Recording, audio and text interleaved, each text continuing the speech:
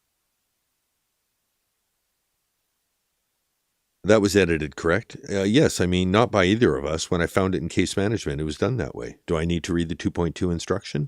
Yeah, I would say so. The court says, yeah, okay. Mr. J says, I don't mind if you do it at the end. The court says, you want me to do it at the end? Mr. J says, yeah, because there's a couple more that are redacted. Court says, that's fine. Okay, thank you. I appreciate it. So there's just this basic instruction they have to read to the All right, sir, jury. you may continue. Same as with the interrogation.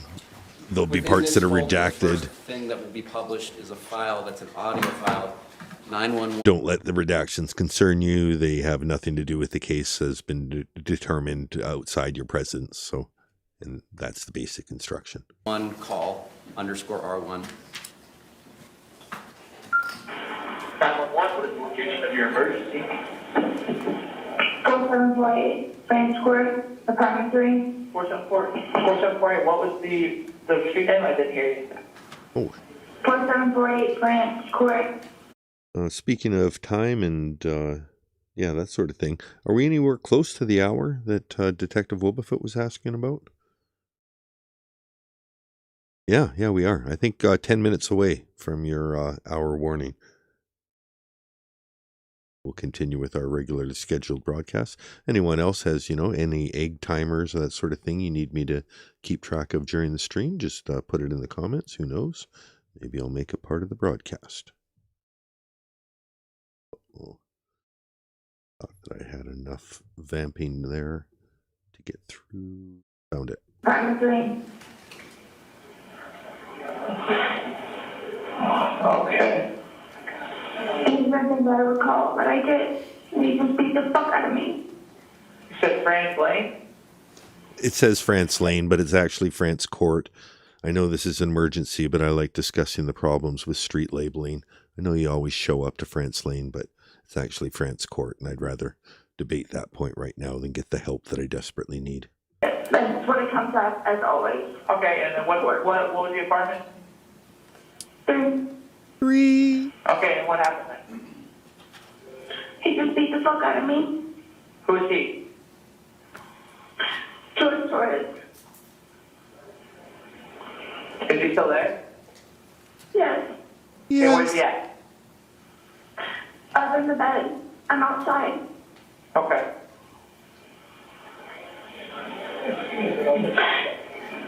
I did not fight back or Okay, anything. do you need any medical attention? No. I just have a bump on my head and I just got beat the fuck up. That's all. Okay, what's your name? Sarah. With an H. With an H. Okay, and George, you black understand? He's Hispanic. What is he wearing today? Oh gosh. Just color shirt pants, that's all I need. I don't even recognize because he just showed up. Okay. Do you have his date of birth? February 13th, 78. 2/13/78. 21378. And I swear, look, I'm just going inside because he's not on leave and he's not supposed to be here. But he's here. How long ago did this happen? About how 12 many minutes? minutes ago.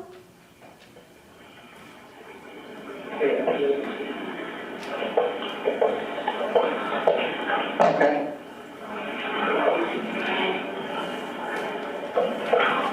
I'm done. Yes, ma'am. I can't do this anymore. Okay, I just need a description of you so that I can identify you when they get there. I'm white. I have I'm 31 white. hair and blue eyes. Hold on.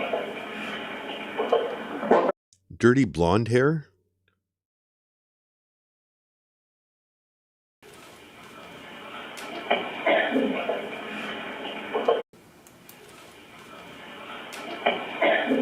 Hair and blue eyes. I'm white. I have dirty blonde hair and blue eyes. You have dirty brunette hair. You have dirty dark hair. You don't have dirty blonde hair.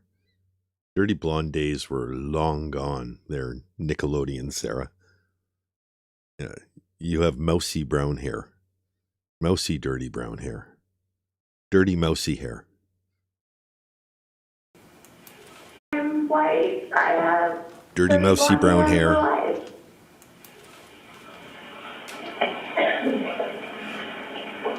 What color shirt pants you wearing?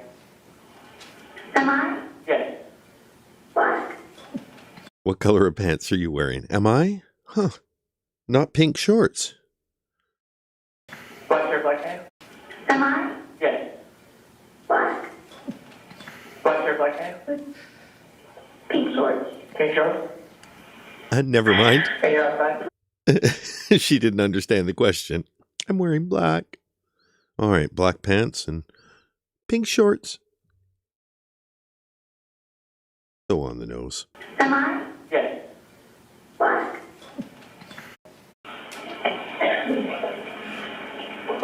What color shirt pants you wearing? Am I? Yes. Black. What color of pants are you wearing? Am I? Black. Black shirt, black pants? Black? Your black pants? Pink shorts. Pink shorts. Black. Black shirt, black pants? Pink shorts. Pink shorts? Black sheer sweatpants. Pink shorts. Black shirt, black pants? Pink shorts. Pink shorts? And you're outside? Please don't get me in trouble. There's no way that I can get in trouble for this. Please don't get me in trouble. There's no way I can get in trouble for this. No, just stay where you're safe. You said you're outside, right? Yes. Okay, does he have any weapons that you know of?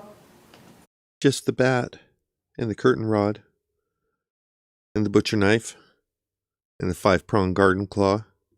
No. That's a lie. Okay, does he have any weapons that you know No.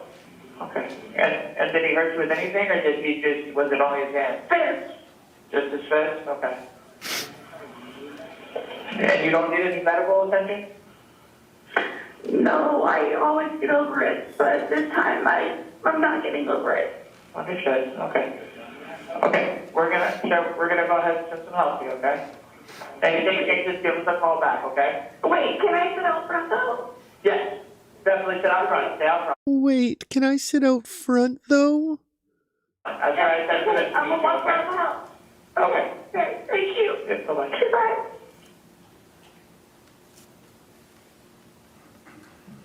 Now publishing a video labeled 19-054917_BAT_DV. And what we'll be seeing here is the video of the response to the call we just heard. The date on this video, if you remember the last one, was July of 2018 on the 25th. This is now June 15th of 2019. This is 8 months prior to the incident. U-Haul van there at Tealwood. Somebody getting the fuck out of Dodge. Often someone moving out of Tealwood when they show the body cams there. Well, maybe moving in, I guess. Regardless, there's a few transient residents, we'll say.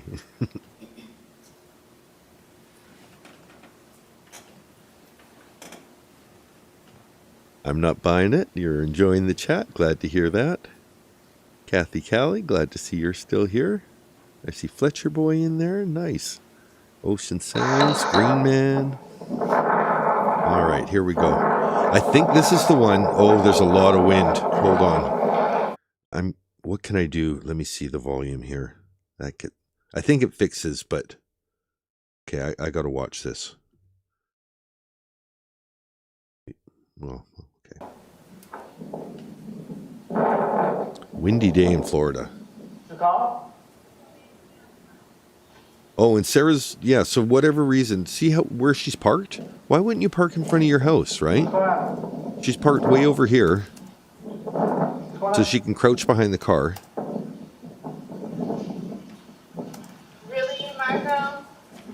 And there's, really, Marco? Get out of here.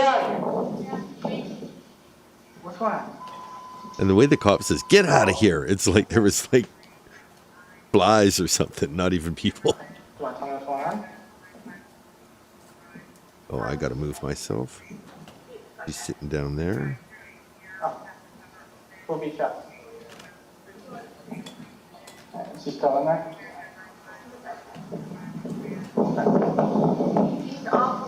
Okay, you can't even see her on the main camera yet. She's down by the front bumper.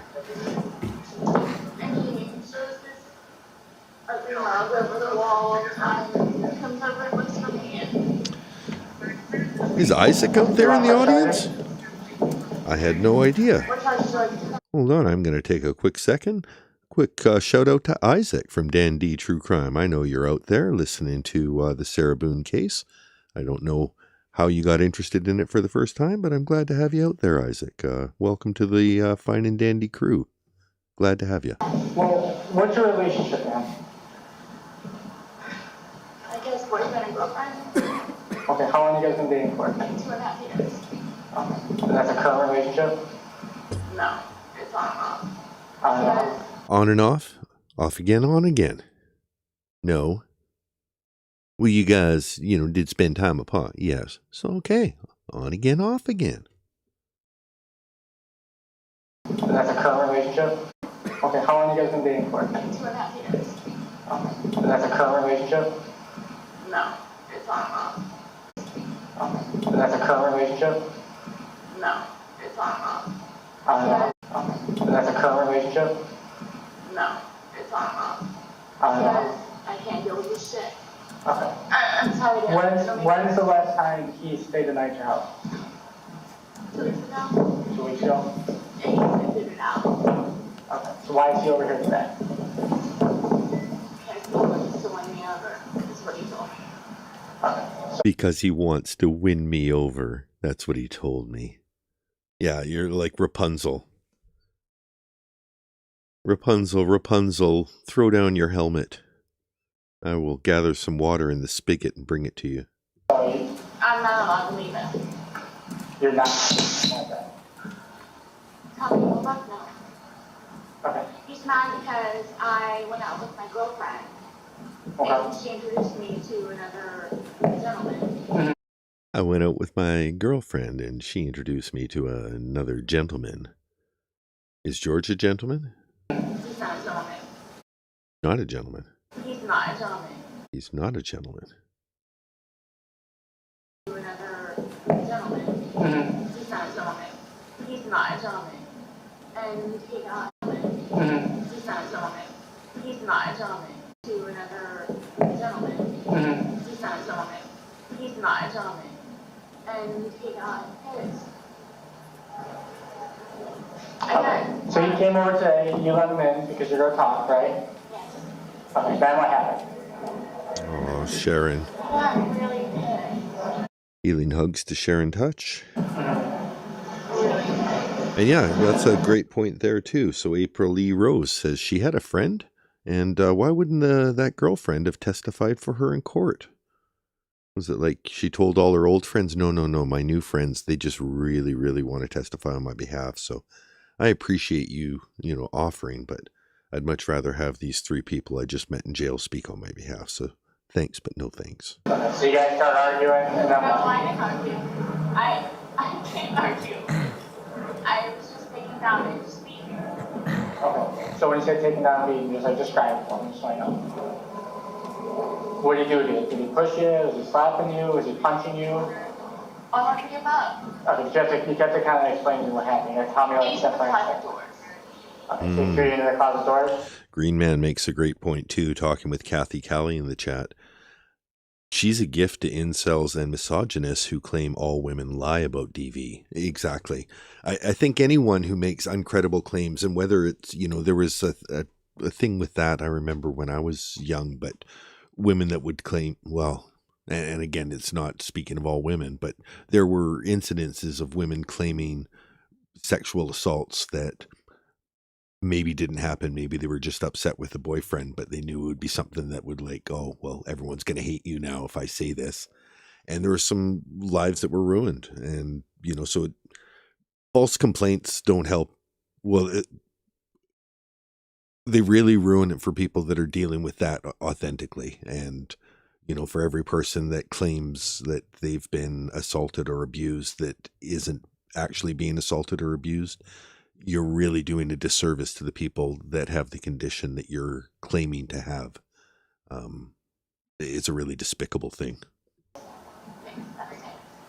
Okay, you're upstairs, you threw you into the closet doors. Did anything break when you threw you in there? My head?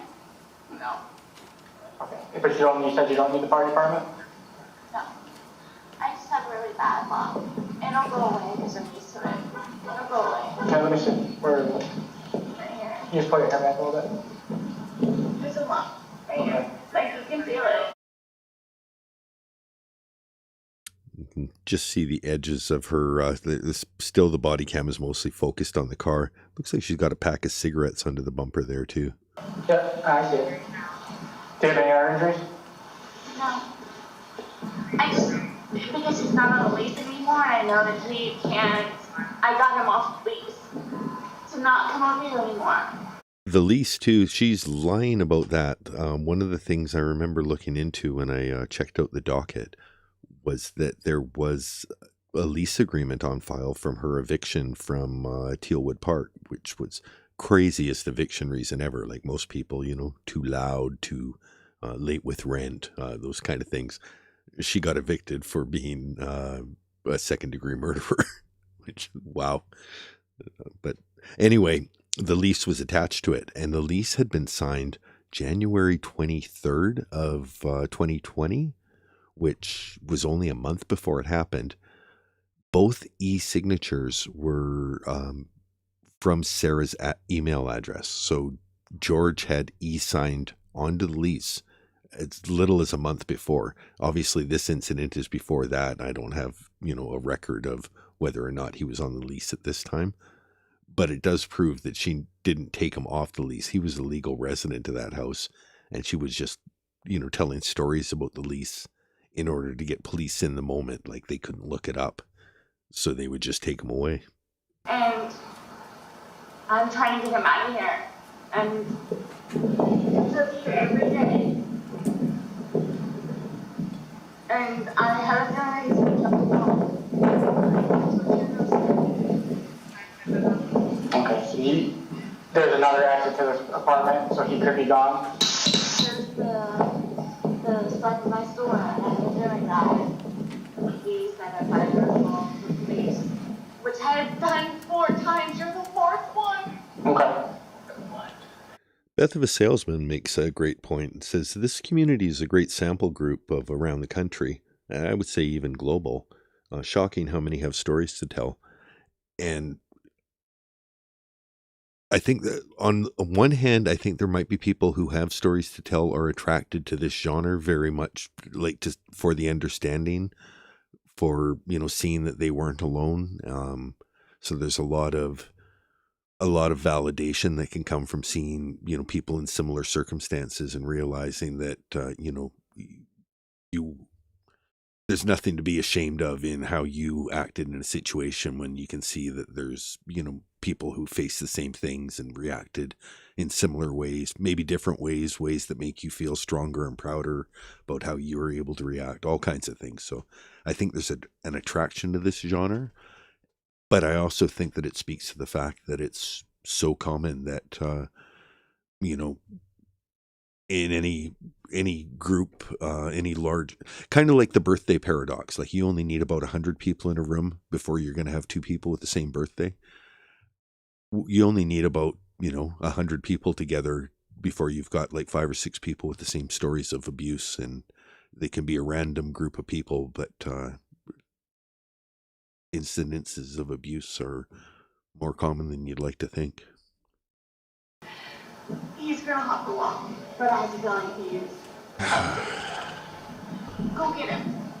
Well, I'm going to, but I'm going to try to get somebody else here. What's his name? George. George? I'm sitting here. Okay. And I have to ask this too. When's the last time you guys slept together? Had sex? 3 weeks ago? 3 weeks ago. Had sex? 3 weeks ago? Had sex? 3 weeks ago? Okay. So, but you guys are kind of on and get off again. And you're saying as of right now, you're off. But I've been off. Okay, but within like the last 2 or 3 weeks, you guys were dating. Honestly, no. Okay. But at least there are some I didn't know he expectation. was. There's an expectation of intimacy when he came over. Oh, no. But you guys, you said Oh, you no. We were gonna try and figure it out. Okay. Oh, But you want to press charges on us? what charges can I press? What charges can I press? Right now, what he said he just hit you with hands and feet and pushed you? I got a heel on my face. I got a heel on my face. I'm trying to say just hands and feet. I got a heel on my face. Okay. You keep getting upset with me, but you're not You keep getting upset with me, but you're not really telling me what happened. really giving me the information I need.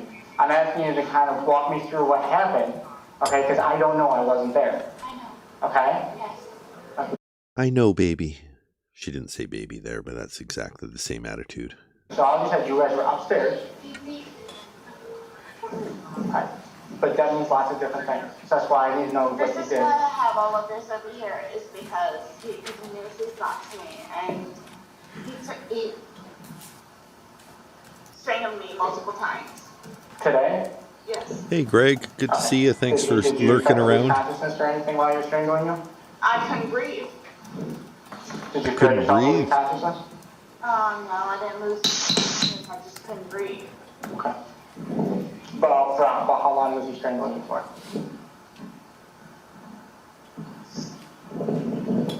Till I got him off of me. Okay. How long was he strangling you for? Till I got him off of me. Look, can I tell you something before you call him whatever? No, ma'am, you're not going to tell anybody anything. Look, can I tell you something before you call him whatever? I've been arrested before because I fought back. I've been arrested before because I fought back. Look, I didn't fight back. I didn't fight back.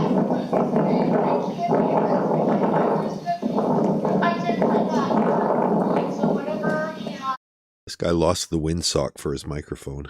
has for whatever it is, it's not me. Did he hit you with any, like an object or anything? No. He threatens me with a bat. Hey, Meowgarito, welcome to the party. I'm talking about today. Did he pick up a baseball bat and threaten you? Okay. Tell me about that. How far away were you when he had the bat? I How was close in the were you? bedroom. And where was he? Take a quick second while we're welcoming Meowgarita. If anybody's looking for something to watch after the stream, or even now, if you need a break and just need a different flavor, Meowgarita and Suma did a great long live stream. Covered a lot of fun topics. I was there for a good couple hours. I think it went on much longer than that because I came back for the end of it as well. Anyway, check that out. If you haven't seen it yet, put it in your histories, and maybe you can watch it in between this and the Ramble later tonight. In the bedroom. Okay. Was there anything in between you guys at the time? My dog. Just a dog? And how close was it to you? And Barbecue Queen. Is it Barbecue Queen? Yeah, Barbecue Queen says I sound a little like Tom Petty when I'm doing a James Owens. Oh, I won't back down, and I stand my ground. Couple feet, 3 feet? 3 feet. Okay. And how was he holding the bat? Threatening. Like, what do you mean? Was it down by his side? Was it up like this? How was it? He's gonna swing. So he had it up? Yes. Yes. Dabs for Dummies says, guess you can't say bitch here. Yes, you can say bitch, fuck, shit, motherfucker, goddamn, cocksucker, and cunt. I think all of those are acceptable terms, as long as you're not using them derisively towards another member. So if we're educationally bringing up, say, the George Carlin 7-band word sketch, and, you know, it's a little bit of educational value, fuck mother, use fucking motherfucker, which is just a variation on fuck, but that's part of a later routine anyway. But fuck, shit, piss, no. Fuck shit. You guys can discuss it in chat. You guys don't have to censor yourselves. If you can remember the 7 words that you can't say, you can say them here. Did he say anything to you while you were holding that? I dare you. Okay. And what do you mean by that?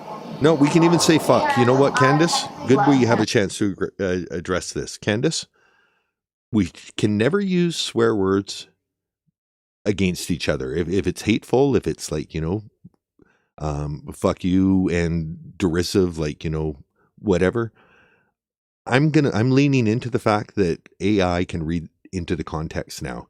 I think there's old rules and there's a lot of channels that are kind of, they've been scared off because, you know, channels got shut down. But I'm a new channel and I'm not getting any feedback. And I've pushed the limits. I've had a few streams where we've gone a little blue. But don't abuse it. Use it as, you know, grown-ups. We're all grown-ups here. If we're talking about a murder case, we're going to say it's a murder case. If we're talking about a sexual assault, it's a sexual assault. I'm not going to use unaliving language when it's somebody who's killed themselves. At the same time, we're not going to, you know, we don't want to be too heavy. Like, you know, if you can use creative language to make a point, that's fine too. But don't shy away from it.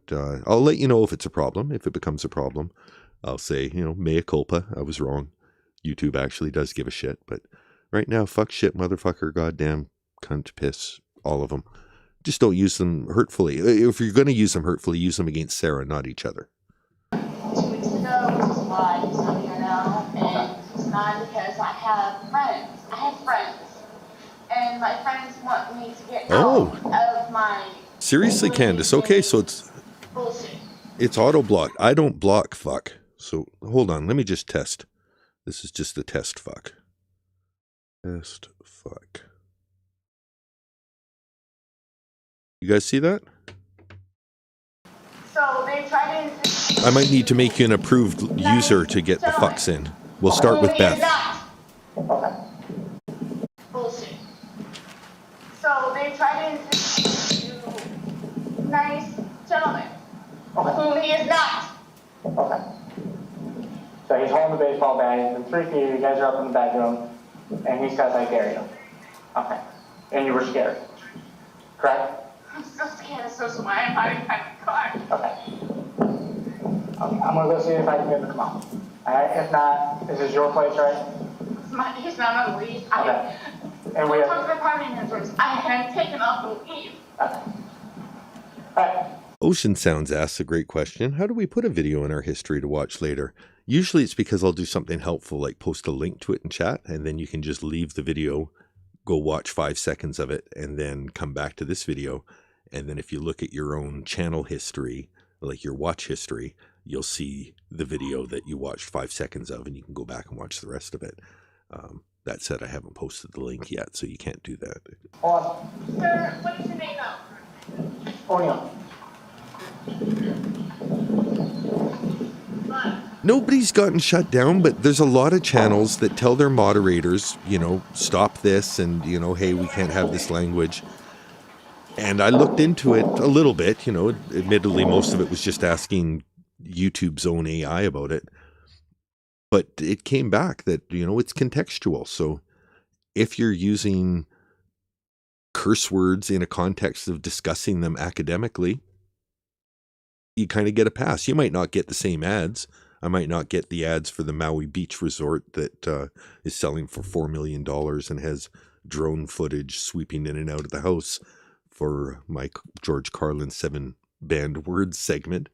But, you know, fuck it. We're not, I'm not trying to make millions of dollars from this. I'm not trying to be corporate media. I'm just trying to have a good time and discuss things. So as long as I'm not violating YouTube's code of conduct, there may be videos that I put to demonetized just so that you guys can enjoy them in full. And who knows, this might be one of them. There are a few videos in my history that I've just made demonetized just so it's not even an issue with advertisers. So the racier the subject matter is, not necessarily racy.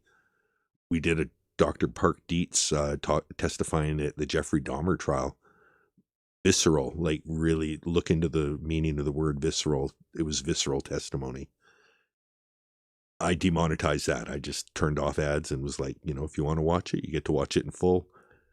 Georgia versus Fenton Allen, reading the transcript of that. The defendant is telling the judge that he can, suck his balls and lick his ass. And this attorney tried to make me blow him.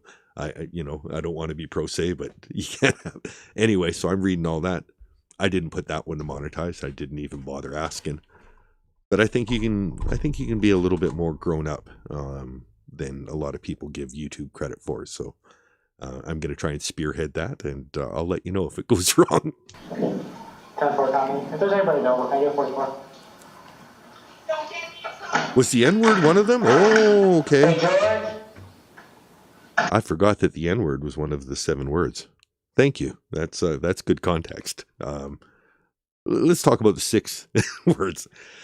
I think there is a context to discuss it, but I think that would be, a channel like YouTube Streets or, somewhere where there's more host relevance to the discussion of the academic use of the word. Let's stick to 6 of the 7 banned words and move forward. Hey, George. Sheriff's Fire, can you come on out? Kel, yeah, that's kind of what brings this up. I was watching a trial on Trial TV, and they're great. I really like their coverage. They were rewatching the Afroman trial, but I was constantly getting warned in chat, and then I realized, like, okay, they just want to sit quietly and enjoy the trial. They don't want to super talk about things. And yeah, watching the Afroman trial and not swearing, it was like, okay, but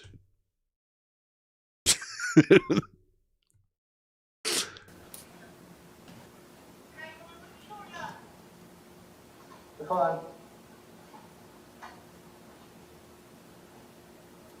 Hey, George, I can hear you. Come on out. yeah, I agree, Detective Wobbuffet. Again, that's, when you sanitize language and say unaliving instead of, killed themselves or suicide or whatever the word is, who you cleaning it up for? Like, these are real issues that we need to deal with as a society. And if it makes people feel better by using a word that's, less descriptive, we probably shouldn't be using the word if it's allowing something that's bad to be, oh, okay, well, she said unaliving, so, let's just all go on with our lives. Like, anyway, let's focus back on the show. I'm getting a little out of hand. Hold on. Hey, George, I can hear you. Come on out.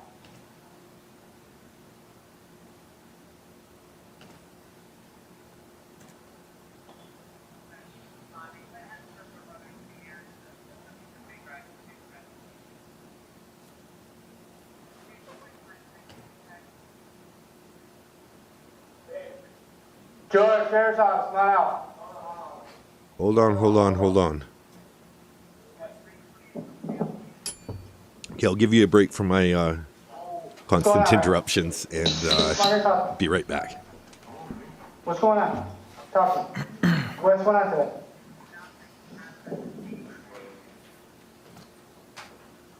Do you speak English? Yes. Okay, tell me what's going on. Why are you here right now? Because she called me. So tell me, you want to tell me what's going on? What? This is Rico? Where are these cuts on your neck? That's near the end of that, no?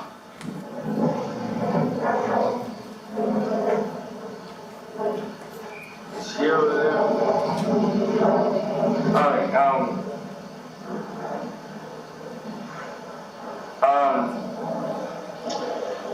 we got it, Do you want to talk to me about the cuts on your neck? yeah, now, baby. Okay, do me a favor, turn around. Put your hands down.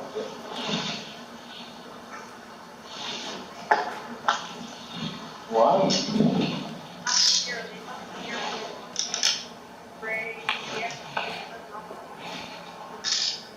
Why am I getting cuffed up? Talk my side. Why am I getting cuffed up, sir?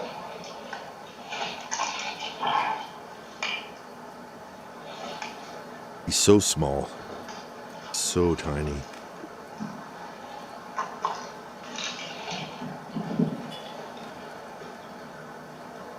Kind of 424, when is diagnostic? Why am I getting cuffed? Come over here. Yeah, why am I getting cuffed up? We'll talk to you about it in a sec, okay?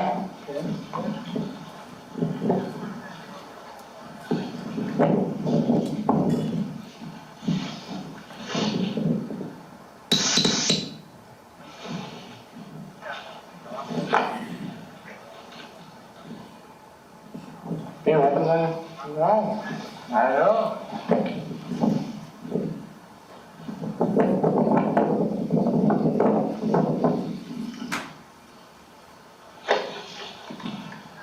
Okay, have a seat, my friend.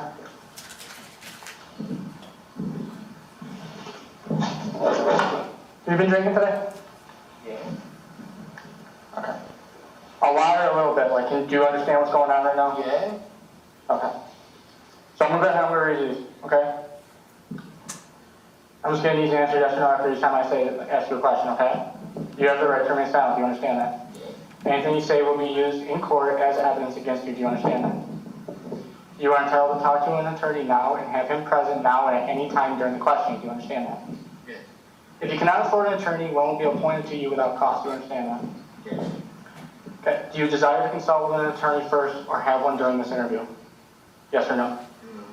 Okay. If at any time hereafter you wish to remain silent and have an attorney present, all questioning will be stopped. Do you understand? Yeah. Okay. Has anyone at any time threatened, coerced, promised you anything in order to induce you to make a statement?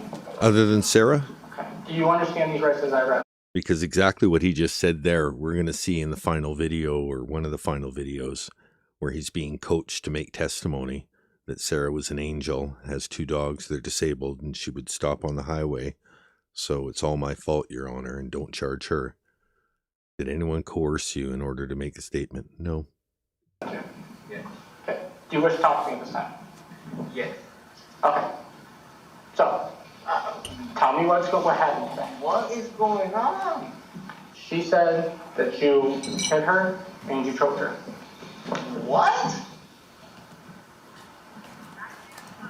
No, sir. No, sir. Okay, she's got a lump on her head. How did she get the lump on her head?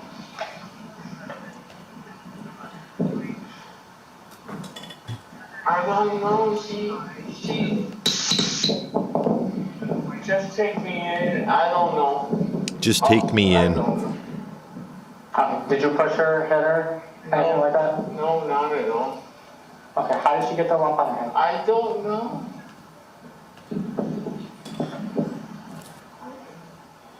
Okay, what brought you over here today? I was trying to get my Bedtime Lullabies is celebrating 5 months of Dandy True Crime membership. ID and my social, and my birth certificate. And she's not trying to give me that. Okay, but obviously you've been here for a little bit. I mean, your shirt's off, you've been drinking, so you didn't want to just come over here to get something. So, like, how long have you been here? For a while.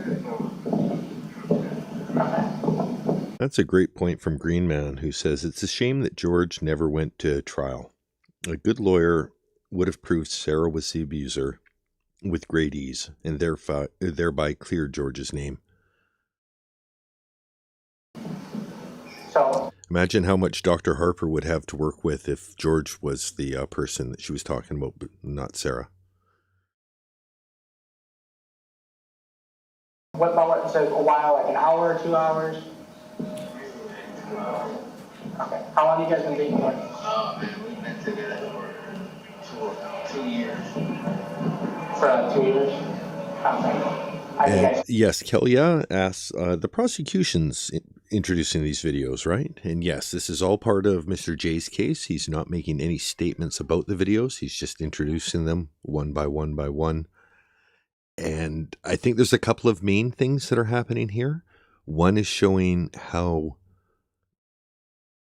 well Sarah knows to call 911. Like, for as much as I didn't know what to do. I didn't know what to do. I didn't know what to do. She knew what to do because she's called 911 on, we're going to see 6, 7, 8 incidences of the past. And each of these incidences, when played basically in full, maybe redacting, personal details or whatever got redacted, but they show a pattern of behavior that, describing it wouldn't have the same impact as just seeing it for yourself. Like, okay, this is, a year before, this is 6 months before, this is 3 days after that, this is 4 months after that, this is a month before it happened, and this is, you've all seen the day it happened. So I think these undermine Sarah's defense as much as she probably thinks that, this was a good documentation tree of George's assault. It all backfired on her. Now it all backfires on her because there's this. Still dating right now, or are you broken up? Okay. Hey, Addie, welcome. See, Addie is me and Deborah Rockhill have made it to the chat. Okay, so you came over here today, you said, for about a while ago, an hour or two. What have you been doing since you've been here? Okay, so just spending time with her, and then all of a sudden she decided to run outside and call it now? Allison as well, welcome. Why would she do that? You don't know? Beth Serrano, good to see you. Okay, that's fine. But Can hear her yelling at the other cop on this cop's body cam. No. But what you gotta understand, what you're telling me isn't really adding up. Because she gave me her side story. What she said? And she's saying that you're headed. That's all I need, man. It's Florida. Ma'am, I'm doing my job, okay? You just sit there and be quiet. I'll be over to talk to you when I can. Every time you start yelling, you're interfering. She's the one that she just snapped out of nowhere. She's mad because she took me out of the lease. Mm-hmm. She took me out of the lease. And I told these guys of the lease, like, look, I can't cash my check. I can't cash my check without her. So please talk to her. Okay, so you came over and talked to her about cashing your check? Yes. Okay, yeah, you've been here for a couple hours. Okay, so what happened to make her run outside and call the police?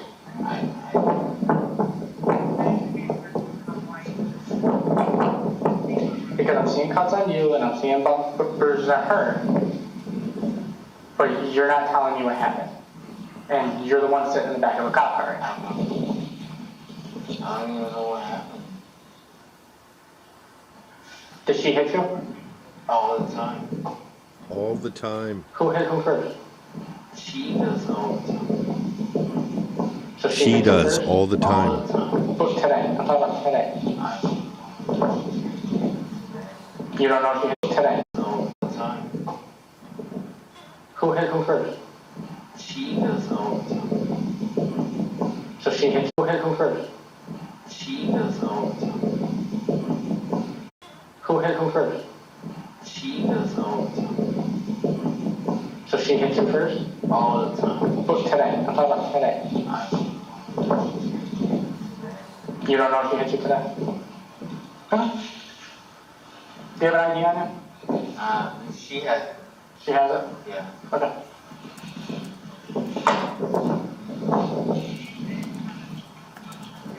Can you grab his ID for me? Nope. I don't have it. He said it's in the house. No. I threw it in the bushes.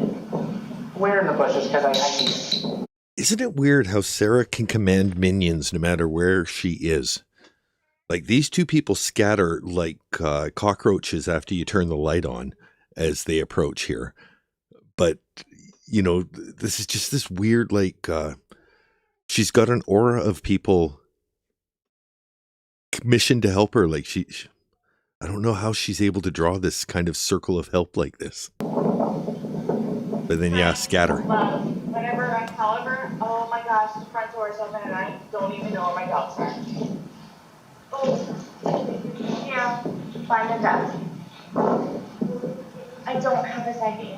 You said you No goodbye to the people that were there just comforting her a second ago. It's like, okay, yeah, I don't need you anymore. I've got someone else paying attention to me. As long as someone pays attention to me 24/7, I don't care who it is. Discard the old people. This is a person in uniform that's going to help me get revenge on George. By other people. You're in the bushes. Where in the bushes did you throw it? Could you please go look over there? So what's happening?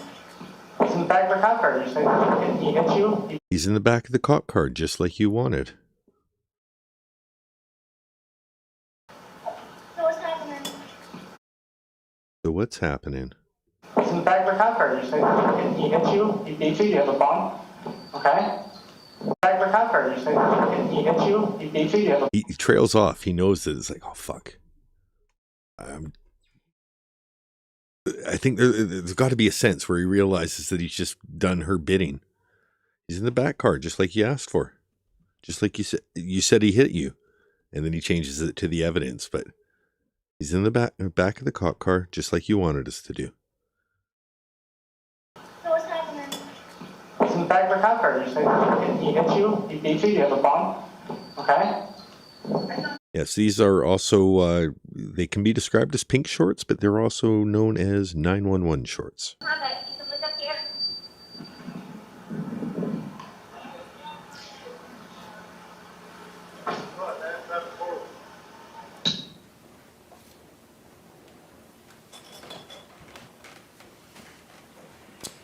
Publishing portions of 19-054, or, pardon, 054917_BAT_DV-2. For the record, it is about 47 minutes, 20 seconds long. The state will publish 000 to 2 minutes and 19 minutes to 22 minutes, and all evidence will go back to the jury with a scrub computer. So what he just said there, this is 47 minutes of video. We're going to be watching 5 minutes of it here. The jury's going to have the opportunity to watch the entire video with the ability to scrub back and forth in the footage when they deliberate.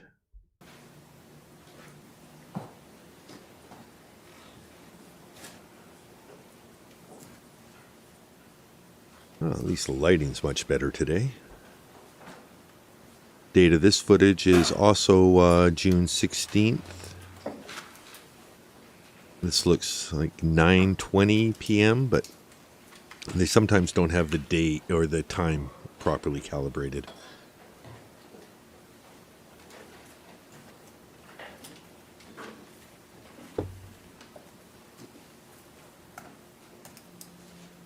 Doesn't look like 9:20 p.m.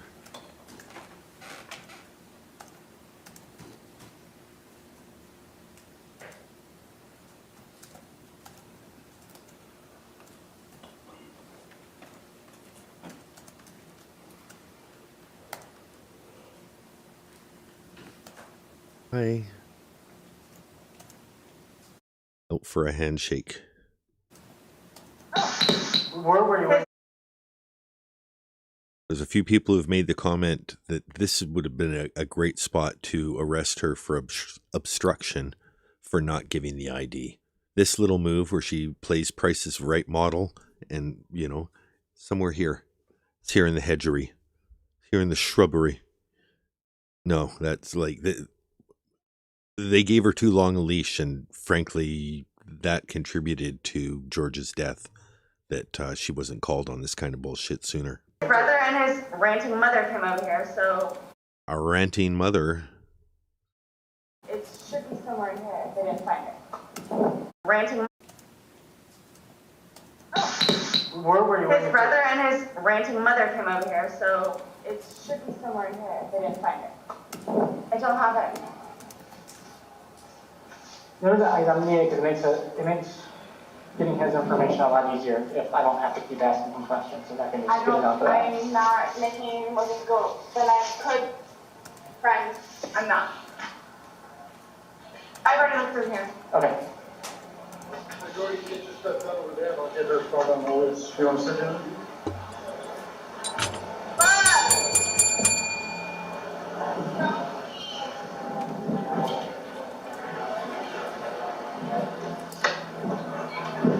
She also has my birth certificate. She also took my birth certificate. Rita Schuler, thank you so much for gifting 5 Dan D True Crime gift memberships. Millennial Lawyer, Mrs. H, Oracle of All Things Knowable, Traveling Teresa, and Artmans. You've all received gift memberships from Rita Schuler to Dan D True Crime. Welcome to the Fine and Dandies. Whether you've got a Drunky the Bear, a bloody keyboard, or the Pro Se, we are glad to have you and looking forward to our first graduates to the 6-month club.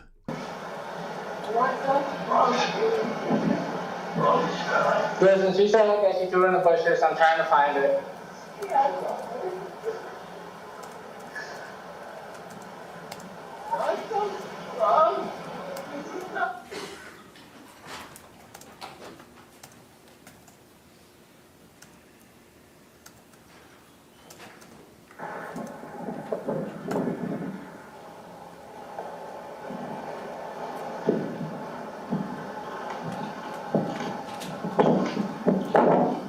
If you're looking here, you want to be needing it. You tell me I'm not going to get one. You got to tell me I'm not going to get one. If you're looking here, you want to be needing it. You tell me I'm not going to get one. I love you. 6 point back, Sarah. You tell me I'm not going to get one. I love you. 6 point back. 6 point back. Caption contest. Screenshot this if you want to participate in a Dan D caption contest.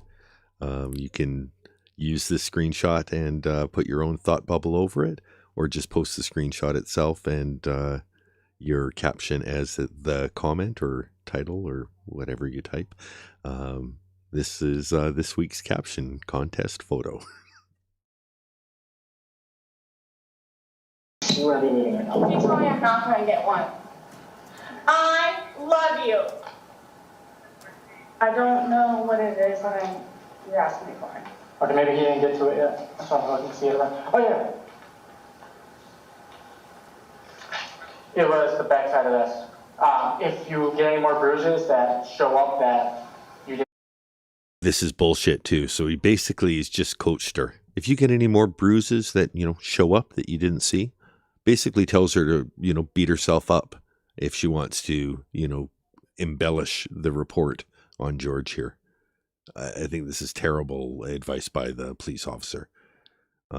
There's something to be said for, if you have anything you want to add to the report, but he doesn't need to give specific, oh yeah, that's a good idea. I should add some bruises. The backside of this. If you get any more bruises that show up that you didn't see while we were here. Can I show you all the other pictures that I have and I have documented? No, we don't want to see your stupid pictures any more than anyone wanted to see them when Owens had them. You didn't see while we were here. Can I show you all the other pictures that I have and I have documented? I mean, he's going. The facial expressions here too. How it changes. Like, I'm just going to go frame changes, and you can just see how her face almost morphs. It's not the normal way a human changes facial expressions.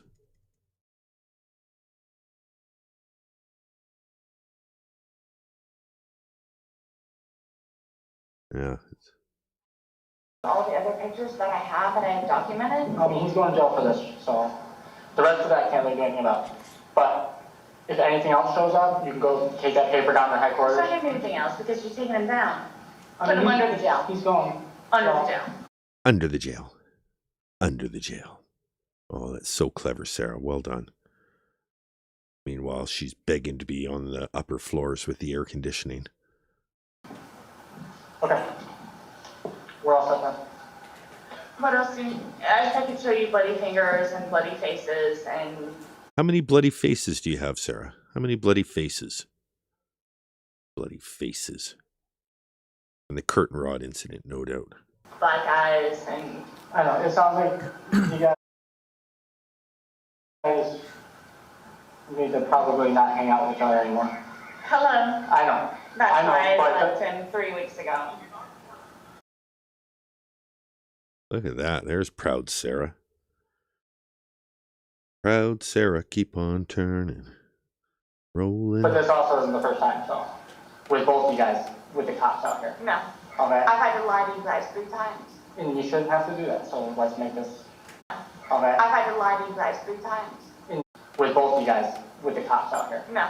Okay? I've had to lie to you guys 3 times. And you shouldn't have to do that, so let's make this.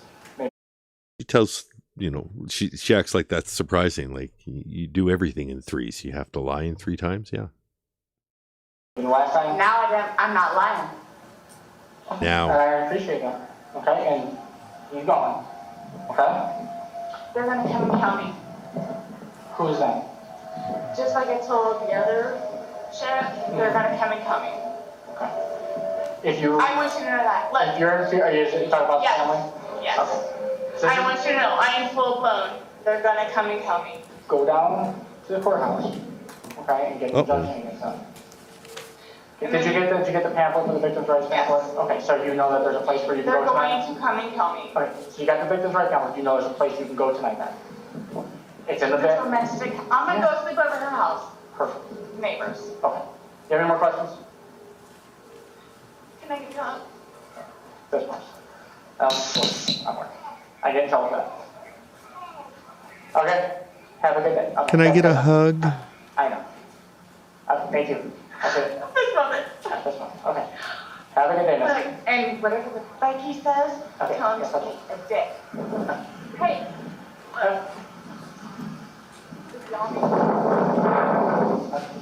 Okay, have a good day. See you, man. Thank you. Okay, have a good day. Okay. Most awkward handshake ever. I'm getting a notice from my streaming app that the app isn't responding.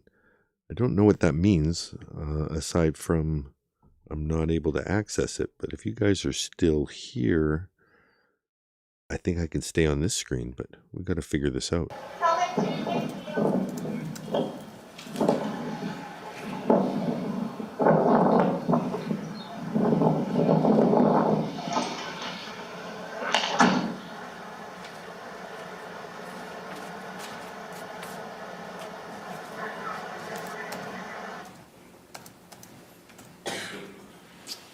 Publishing video file axon_flex_2_video. It's the only one that starts with that name in this folder.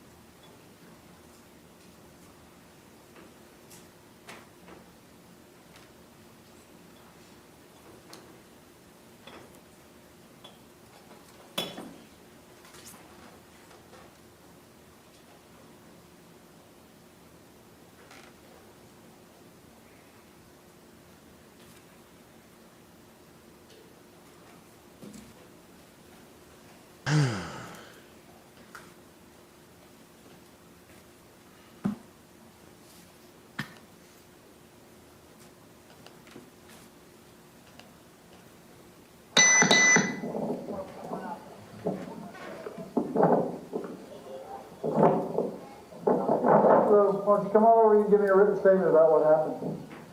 Where's the difference? I have it over here by my car. Sure, just stay right there. What is happening? Why is this happening?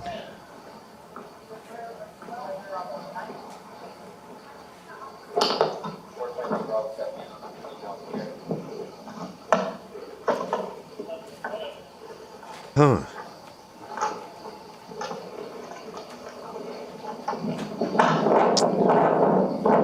What I may have to do to maintain control over the stream, otherwise I'm locked into this window with no more updates. See how the scroll isn't scrolling? Okay. It's nice that it's still feeding the feed, but I can't change the volume. I can't. Get your stuff done over there, and I'll get her started on Owens. You want to sit down in here? Think you're all right? Okay. What I'm going to do, and this is unorthodox, I haven't done this before, but we do still have a significant amount of testimony left. We'll take a half-hour break. We'll let this body cam finish on this screen. I'll reset the computer, reset the software, relaunch part 2 of today's live. And don't worry, this won't impact the ramble. It'll still be a ramble tonight as well. Full day of broadcast Friday for Dan D True Crime. But that's how we'll manage this technical hurdle. We'll just finish the body cam here. Take a break, go out, touch grass, do all the important things. Stretch. Don't take too much of the fresh air because it's full of smoke, but, you know, get out there and stretch and do all the things you need to do. And we'll be back exactly 1/2 hour from 9 minutes from now. Don't leave. Come on, let me call you here. Let's get this done. I'm not getting arrested. No, I'm getting a statement from you. You're not being arrested. So, Okay, look, I'll come over and see you in like 5. come on. Thanks, ladies. They know. Let's get this done. They know. Okay. Good. They know. Would you come in here so we can do your statement, please? And stop this. Sit down at the table and let's get your statement filled out. He didn't believe I would ever do it. Ha! I'm gonna shut the door, is that okay? Sure. He didn't believe I would ever do it. He didn't believe I would ever do it. He didn't believe I would ever do it. I'm gonna shut the door, is that okay? Sure.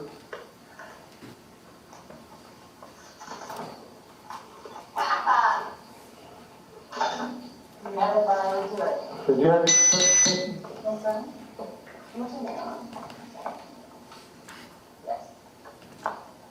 I'm not getting arrested. No, you're not getting arrested. I've already told you that. Yeah. You can sit on the couch. Sit on the couch. Need your ID, please. Sit on the couch. No, ma'am. I just need your ID, please. Okay, look, I can write better on the couch. I will give you the statement to write. I need your ID, please. I can write it better on the couch. I don't need to sit on the couch to fill this out. You can. Cop is setting boundaries. I don't need to sit on the couch to fill this out. Thank you.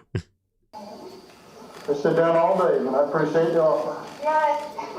I appreciate the offer, but if I had a 10-foot bowl, that would be in between you and I right now. I just come out, sorry. Thank you, God, he's gone. Thank you, God, he's gone. Oh, man. Oh, man, they're gonna come over here and try and kill me. I don't do it. Oh man, they're going to come over here and try and kill me. So this is an old script. This is a script that was well rehearsed by the time 9 months later came, and she gestated this on the day of George's murder. Gestated the right word? Probably not. It has something to do with the birth process, but I'm a man. I don't know any better. Gestation, yeah. It's the Who's that? His brothers, and they're gonna come over here and try and kill me. I don't want you to know that. Oh, man, they're gonna come over here and try and kill me. I don't want you to know that. Oh, man, they're gonna come over here and try and kill me. I don't want you to know that. yeah, that's identical to how she said it to Chelsea and Scott Lowen. They're gonna come over here and try and kill me. Who's that? His brothers and his mother and his father. They're gonna come over here and try and kill me. Don't open the door for him. doesn't matter. They don't go up there Cop super deadpan. Oh, don't open the door. and rant and bullshit and everything, and then they cause a commotion, and then I get complaints against me. And we treat it lightly, we're just mocking Sarah, but realize that this is Sarah trying to induce harassment on George's family by proxy. Like, it's not nice having police show up to your house, whether they're just like, hey, we got an official complaint. We don't really believe it, but we're here just to check it out. It's stressful having police showing up to your house because you've got a psychopath making erroneous statements, lies, misstatements, mischaracterizations, obfusions. Just stop talking and play. Anyway, my name is Sarah. Hi, Sarah. I'm showing this out. Just a minute. Anyway, my name is Sarah. What's your name? Jeff, Deputy Brown. Jeff, you know what? Deputy Brown to you. No. What's your name? Jeff, Deputy Brown. Jeff. He corrects it to Deputy Brown. She immediately, Jeff. Did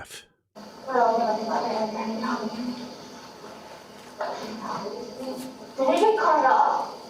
He will be. And yes, good eye, Phil, for Dom Russo. That is a coloring book in the shot. Looks like they were doing a little bit of painting, and we're getting ready to do some puzzles later. Do you have a phone number, ma'am? 407-716-8684. I'm not getting arrested. I'm not getting arrested. Welcome, JLK Upstas. We will be taking a short break fairly quickly, but we will be coming right back. I'm going to take a half hour to reset the computer, figure out what's going on with the software, and then we'll relaunch this stream as a part 2. We won't be finishing Friday without finishing the rebuttal argument. That is my guarantee. You're not. Did you do something you should be arrested for? No. Okay. Great question. I'm not getting arrested. Well, hold on. Why is she so worried about getting arrested? Nope, you're not. Did you do something you should be arrested for? No. Okay. For the last time I fought back. Or 20 days. Do you have an email address, ma'am? S is in Sam, K is in Kate, P is in Paul, _1800 @yahoo.com. You can totally come sit down over here. You can totally come sit down over here. The fuck? You can totally come sit down over here. I sit down all day, I appreciate it. You can totally come sit down over here. I said. It's like yelling at them, like they're in the same room. Listen, like I'm not changing the volume. Well, maybe I am. There is a filter that I even the volume a bit. You can tell from tone of voice. P is in Paul, _1800 @yahoo.com. That's the normal volume. You can totally come sit down over here. I sit down Yeah, no thanks, ma'am. all day, I appreciate the offer, but when I get this done for you, it's a little more comfortable for me to stand and do this. I'd be even more comfortable if I could sit in my squad car and do this report over the phone with you, but that's not permitted. I can't tell you how. A little more comfortable for me to stand and do this. I can't tell you how amazing it is that you guys have. Candace says, of course it's Yahoo, ha ha ha. If you need to email me at dandtruecrime@yahoo.com. Oh, wait, I didn't mean to say that. Sorry. Okay. I'm sorry. Oh, crap, the car's still there. Okay, come on in and sit down so you can get this filled out. Okay. Watch out, boy, she'll chew you up. Just print your name right where that X is, and then I need you to just write a story about what happened today. Print. Yep, No offense given or taken, Candace. It's a fair comment. please.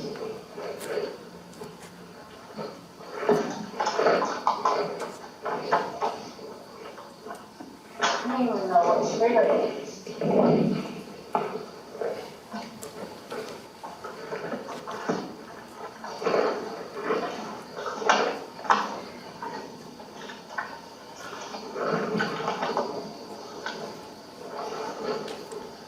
This is wild how the stream is locked, but it's still good enough to keep streaming. There's not enough to give me any more controls.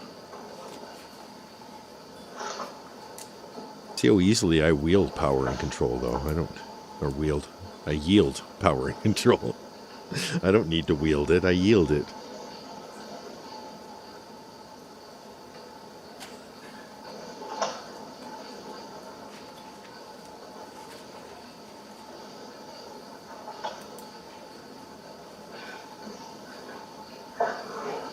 So is this a husband, boyfriend? Kind of an on-again, off-again thing. Are you guys married? No. How long have you been together? 2.5 years.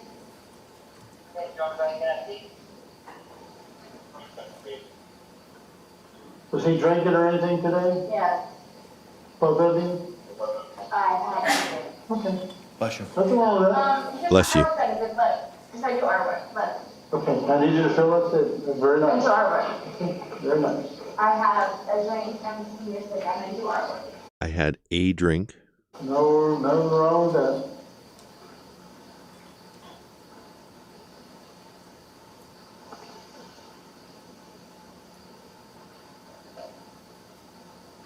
And who called the police? Did you call the I police? did. Okay. Call 911? Yes. Very good. Has this happened before? Alexa, play 867-5309. 3 times. The last one that came up, and they were like, oh yeah, we read your statement, so we know kind of who you are and what's going on. So 3 times the police have been here? Was there ever, sheriffs, were there reports written when they were here? I'm not really sure about that. I didn't have to sign anything. Okay. Lynette P., you are a little bit late, and we'll be taking a quick break. If you notice that the scroll is frozen, I'm dealing with very little... something's happened to the computer. The stream is frozen, yet things are still working. So we're letting this body cam play out. We're going to take a half-hour break. I'll come back, and we'll launch fresh. We're not going to leave today until the rebuttal is done. If you want to go back and rewatch some of the prior stream, it will be just a half-hour break between shows. So whatever time we end this, 1.5 hour later, we will be back and picking up from exactly where we left off with no fanfare or BS.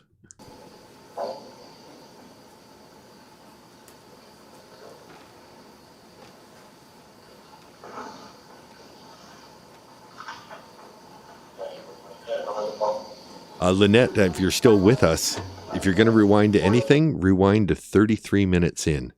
33 minutes into the stream, and then watch, that 5 minutes 6 times in a row. It was really funny. And then come back and rewatch the whole stream at your convenience. But if you're just looking for something to bide the time in between this stream going offline and coming back online in a half hour, I recommend the 5-minute portion around the 33-minute mark of the stream. Judge Krenic has had it with Judge James Owens, and Mr. J even gets a little bit astray. Not worth it. I'm not really sure what else he's saying. I'm not too late. What does it say? Can you read it to me? Pulling me off the bed and being in the head and stuff. Am I supposed to write all that? Yep, everything that happened. I'm supposed to write all that? Yep, everything that happened. You want me to write all that? Oh, poor Sarah, You want me to write a whole page? That's a lot of writing.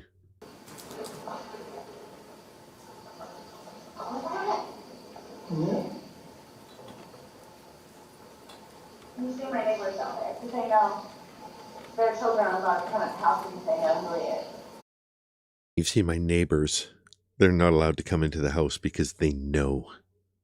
Why would you let your children come into Sarah's house? That's... She think, I guess maybe because friends with her son.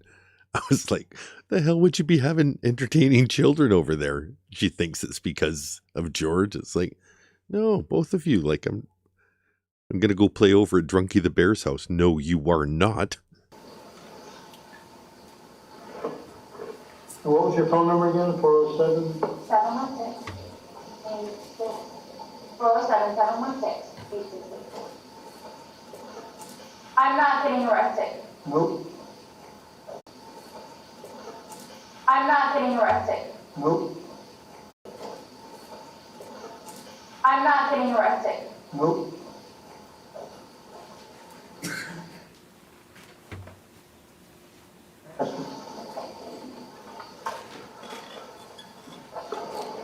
Out in the car still. County charge $25. Could you give me 424 case number, please? Stopping publishing at 10 minutes, 0 seconds on that file. Okay, so now what I'm going to try and do is a force quit on the software and then a restart. First, I'll do the force quit. You guys might still be with me through that, but I have no idea what it's going to broadcast. Let's see. Force quit. So if we go here, this is goodbye. See you in a half hour. If you're still here, I'll narrate the rest of my